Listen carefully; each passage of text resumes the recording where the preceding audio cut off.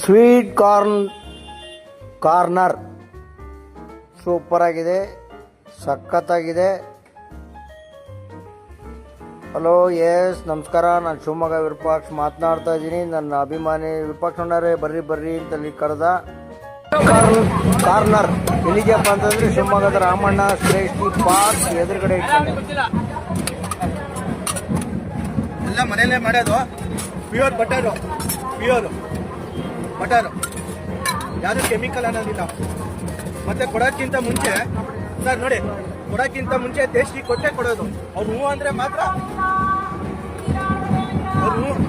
ಮಾತ್ರ ಕಪ್ಪಿಗೆ ಹಾಕೊಡ್ತೀವಿ, ಇಲ್ಲಾಂದ್ರೆ ಕಪ್ಪಿಗೆ ಹಾಕೊಡಲ್ಲ. ಸರ್ ಹೇಗಿದೆ